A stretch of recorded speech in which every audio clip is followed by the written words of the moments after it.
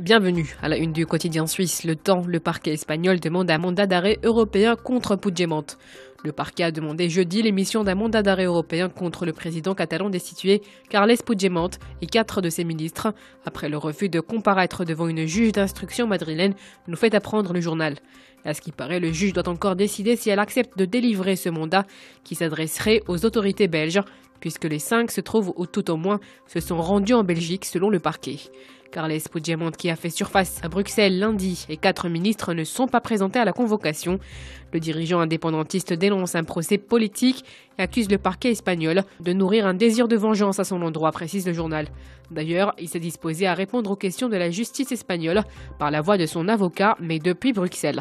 Les 9 autres membres de son gouvernement destitués ont comparu jeudi matin. Le parquet a requis leur placement en détention provisoire, sauf un pour lequel il a demandé une libération sous caution de 50 000 €. Le Soir belge nous parle de ces 8 membres du gouvernement catalan destitués, placés en détention provisoire. Le journal nous fait savoir que parmi ces 8 responsables indépendantistes figure Oriol Junqueras, le numéro 2 du président destitué de l'exécutif catalan Carles Puigdemont. La présidence du Parlement, 2 députés et 3 membres du bureau du Parlement ont quant à eux obtenu un report de leur audition jusqu'au jeudi 9 novembre. Le motif de ce report n'a pas été précisé, mais les avocats s'étaient étonnés de la brièveté du délai de la convocation. En attendant, ils sont tous placés sous surveillance policière afin d'éviter une éventuelle fuite ou la destruction de preuves. Cette procédure devant la Cour constitutionnelle est toutefois distincte de celle concernant les membres du gouvernement destitués. Le journal nous informe également que le procureur général demande que tous soient inculpés. Ils risquent entre 15 et 30 ans de prison. La juge justifie sa décision par le risque de fuite nourri par l'exil de leur leader. Le quotidien Libération nous parle quant à lui d'un cas de force majeure pour les finances publiques en France. Auditionné jeudi par les députés de la Commission des finances, le ministre de l'économie et des finances a justifié le projet de loi de finances rectificative 2017. L'enjeu du dispositif serait de compenser les 10 milliards d'euros que l'État va devoir rembourser aux grandes entreprises suite à l'annulation par le Conseil constitutionnel de la taxe de 3% sur les dividendes, explique le journal. Le ministre de l'économie et des finances a une nouvelle fois assuré devant les députés que cette affaire était un scandale d'État. Le journal a quant à lui qualifié ce scandale d'amateurisme.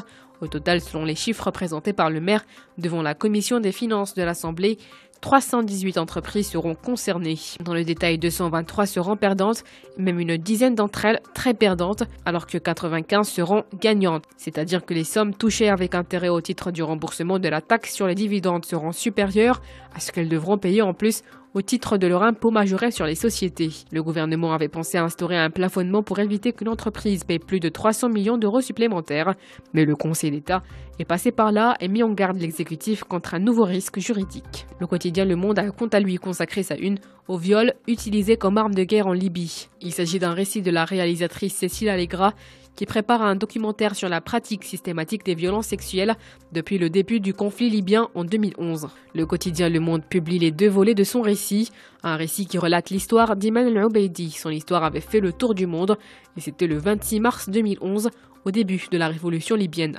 Ce jour-là, à Tripoli, cette jeune manifestante rescapée des geôles du colonel Kadhafi débarque à un hôtel où logent les journalistes étrangers venus couvrir la crise. Elle affirme avoir été violée par des soldats et veut le faire savoir. Ces cris d'une détresse saisissante sont repris par les médias du monde entier. Comme une pitié annonçant la chute de la dictature kadhafiste, Iman El-Obeidi disparaît sous les huées d'une foule haineuse qui la traite de prostituée. Par la suite, elle parviendra à émigrer au Canada sans se douter que son geste désespéré a peut-être fait basculer l'histoire. Fin avril 2011, le procureur de la Cour pénale internationale promet d'engager des poursuites et puis plus rien. La Libye, libérée du tyran en octobre de la même année, sombre dans le chaos, les accusations de viol se dissipent.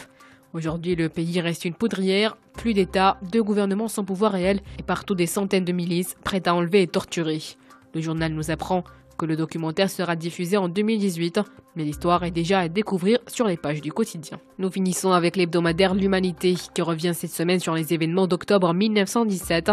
Dans le volet consacré au Moyen-Orient, le journal nous fait savoir qu'il y a 100 ans, en pleine guerre mondiale, les Britanniques optent définitivement pour l'instauration d'un foyer national juif en Palestine. Plus qu'un soutien au sionisme, il s'agit alors pour Londres d'asseoir son emprise sur une zone également convoitée par Paris et Berlin. Le 2 novembre 1917, Lord Arthur Balfour, ministre des Affaires étrangères et chef du Parti conservateur britannique, publie une lettre ouverte à l'attention du Lord Walter Rothschild. représentant notable de la communauté juive de Grande-Bretagne. Dans cette déclaration, le gouvernement envisage favorablement l'établissement d'un foyer national pour le peuple juif en Palestine. Ce texte est reconnu comme l'un des actes fondateurs d'Israël, 50 ans avant sa création. Mais pourquoi une telle volonté de la part du gouvernement britannique et quelles en sont les conséquences? L'hebdomadaire revient sur cet acte historique qui bouleversera le Moyen-Orient et plus largement le monde. Bonne lecture.